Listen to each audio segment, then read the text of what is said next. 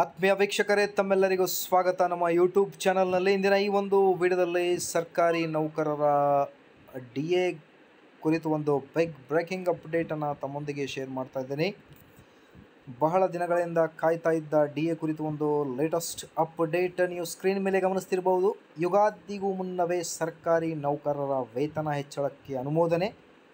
DA ಹೆಚ್ಚಳ ಘೋಷಿಸಿದ ಕೇಂದ್ರ ಸರ್ಕಾರ, ಜನವರಿಯಿಂದಲೇ ಅನ್ವಯ. ವೀಕ್ಷಕರೇ, ವರ್ಷಕ್ಕೆ 2 ಬಾರಿ ತುಟ್ಟಿ ಭತ್ಯೆಯಂತೆ ಈಗ ಕೇಂದ್ರ ಸರ್ಕಾರಿ ನೌಕರರಿಗೆ DA ಈಗ ಅನುಮೋದನೆ ಮಾಡಲಾಗಿದೆ. ಸೊ ಹಾಗಾಗಿ ಪಿಂಚಣಿದಾರರಿಗೂ ಈ ಹೆಚ್ಚಳದ ಪ್ರಯೋಜನ ದೊರೆಯುತ್ತದೆ.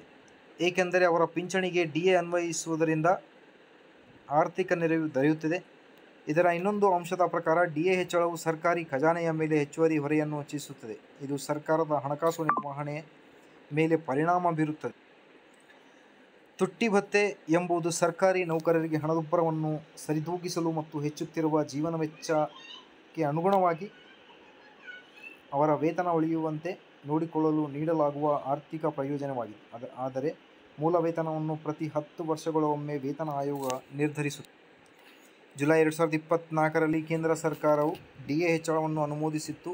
ಕಳೆದ ಬಾರಿ DAಯನ್ನು 50%ದಿಂದ 53%ಗೆ ಹೆಚ್ಚಿಸಲಾಗಿದ್ದು, ವರದಿಯ ಪ್ರಕಾರ ಕೇಂದ್ರ ಸರ್ಕಾರಿ ನೌಕರರಿಗೆ ಶೇಕಡ 2ರಷ್ಟು ತುಟ್ಟಿ ಭತ್ಯೆ ಹೆಚ್ಚಳಕ್ಕೆ ಕೇಂದ್ರ ಸಚಿವ ಸಂಪುಟ ಅನುಮೋದನೆ ನೀಡಿದೆ.